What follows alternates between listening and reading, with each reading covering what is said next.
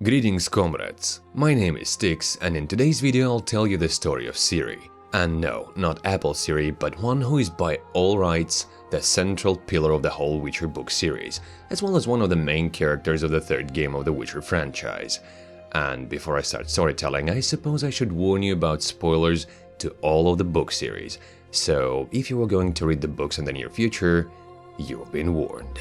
Ciri, or Cirilla, which means the swallow in the elder speech, is the daughter of Cintra's princess Pavetta and Duny, so is the granddaughter of Queen Calanthe. Duny has been cursed by a wizard at the age of 13, and from dawn to midnight he morphed into a priestly monstrosity of the like you see on the screen. Once Duny saved Ragnar, the king of Cintra. He asked him of a very specific payment in return. Men said, "Give me whatever you had left at home without knowing or expecting it." And by his return, the king found that his wife, Calanthe, has given birth to their daughter, Pavetta, and so she and Duny became bound by the destiny itself. 15 years passed, and Duny came back to Cintra to claim his reward. Yet Queen Calanthe wasn't really willing to give her beloved Pavetta to one like Duny, and so she also invited Geralt to take care of this, relating to Duny as a monster to kill. But instead of killing Duny though, Witcher made it clear that this kind of curse can be lifted with love, and Calanthe should bless young lovers, which she eventually did. Duny, as a token of his gratitude, asked Geralt if he wanted some kind of reward, for which Witcher immediately asked for that which you already have but do not know, which was Pavetta and Duny's future daughter, Ciri. While she was still very little, her parents were both lost in storm at sea, and from that moment further, they were considered dead. After her mother's demise, Ciri became the crown princess of Cintra, yet her character has always been pretty perky and she loved to play with boys rather than with girls. In other words, quite a tomboy. When she was 6, Geralt visited Calanthe, but he decided not to take Ciri to Kaer Morhen, and in fact he didn't even lay his eyes on her, knowing absolutely nothing about the child, well, save for her age. Geralt first meets Ciri in the dried forest of Brokilon, in which she was lost, helps her out and eventually sends little Swallow back to her home, instead of claiming the girl as his destiny. Shortly after that, Cintra had been relentlessly attacked and burned down by the army of Nilfgaard. Ciri had been kidnapped and taken out of the burning city by Nilfgaardian knight named Cahir, hired by Nilfgaardian Emperor Emhyr to bring her to him. She managed to escape though, and Cahir was forced to return to the Emperor empty-handed.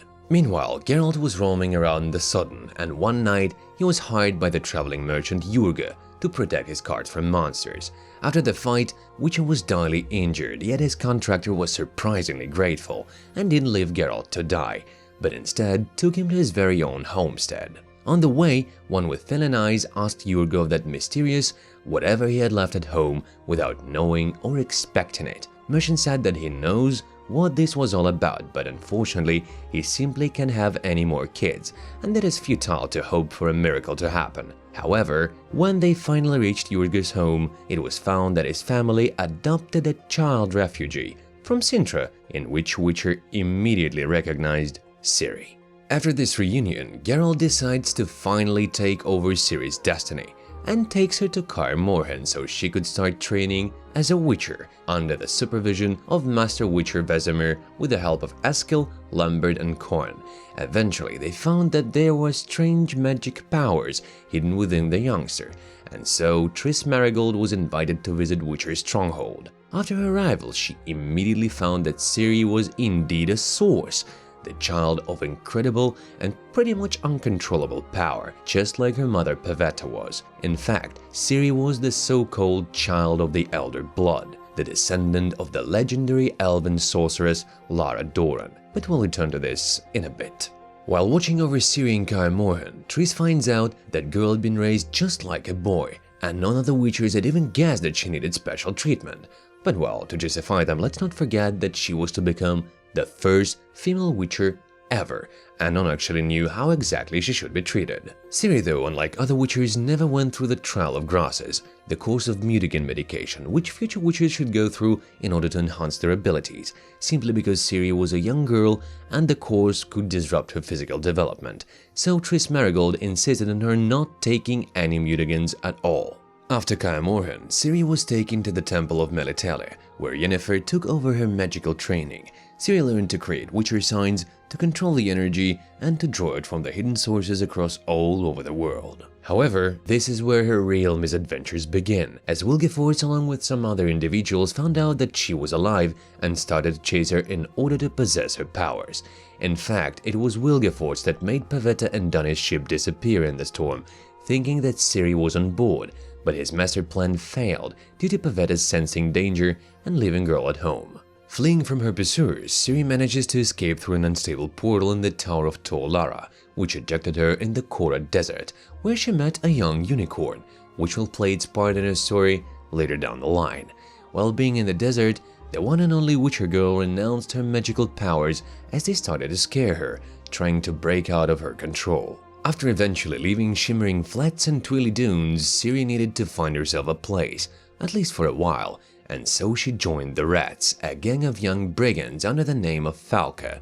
She even had a romantic relationship with a female member of the gang, Missile, but after a while, all of them were relentlessly killed by a bounty hunter named Leo Bonnard, the professional killer who managed to eradicate even some witchers in a fair sword fight. He received 2 orders for Ciri, one to kill her and one to take her alive to some baron. Yet Bonnard felt that there was something special about the girl, so he left her alive but didn't take her to anyone until he knew who she really were. Ciri was forced to fight in arena, but eventually she managed to escape from Bonnard and his contractor Stefan Skellan. And by the way, it was Skellan who gave her the scar over the whole face on that pursuit. She was wounded and in great danger, so some of her magical powers reawakened, and she had been teleported to the swamp of Piripluta, where she had been found by a hermit, Vysagota. He mended her wound and took full care of her until she was fully restored. And then he directed our Witcher girl to the Tower of the Swallow, Tor Zirael. On the way to the tower, she had been run down by Leo Bonnard and his party,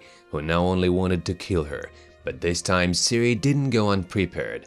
Using mist as a cover, gliding on the ice on the lake, on her skates, she took mercenaries one by one, in a rather elegant manner. Only Skellan and Bonnard managed to survive that slaughter, and Ciri finally reaches the portal at the Tower of the Swallow.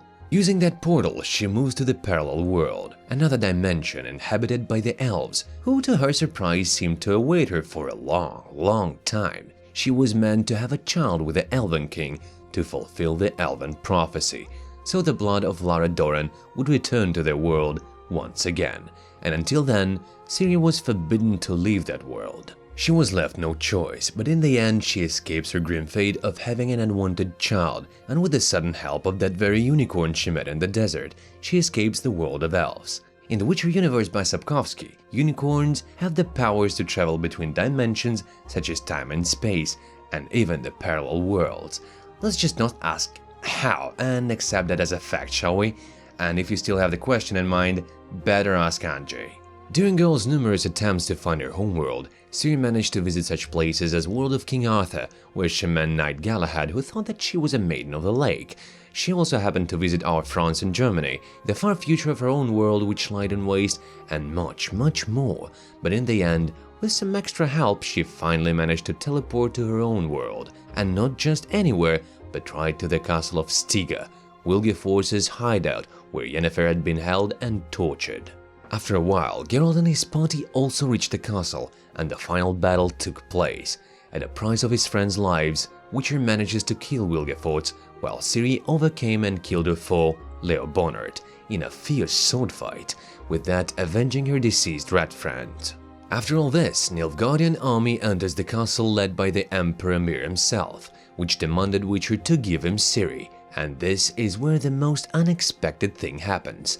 Geralt recognizes Emhyr as Duny, father of Ciri and husband of Pavetta. It turns out that he was among all others who wanted to claim Ciri along with her powers from Geralt's blood, and that it was him who hired Wilgefortz to soak up their ship and kidnap Ciri back when she was an infant. However, after looking at her tear-stained face, fingering over white strands in her ashen hair, he just turns around and leaves, granting her freedom. Afterwards, he marries a doppelganger which none besides him could distinguish, so he could rightfully take over the throne of Cintra, yet giving up on the idea of the elder blood possession. As for Ciri, our swallow, In the end of the original novel series, she departs back to the world of King Arthur to stay with Galahad and hoping to finally find peace and place to belong. Yet we already know that in the third Witcher game, Ciri returned to her homeworld, and we as Geralt need to find and protect her from the Wild Hunt, who in fact are none but the elves from the world she once escaped from, ones who want their prophecy to be fulfilled and her blood to be taken, one way or another. Little more I can say of Ciri, but if you want some extra details about other central Witcher characters such as Geralt, Triss, Yennefer and Dandelion, I'll be making a lore series about them on my channel, so make sure to subscribe if you like this video and want some more. And that's about it for the video. My name has been Styx, from Russia with love.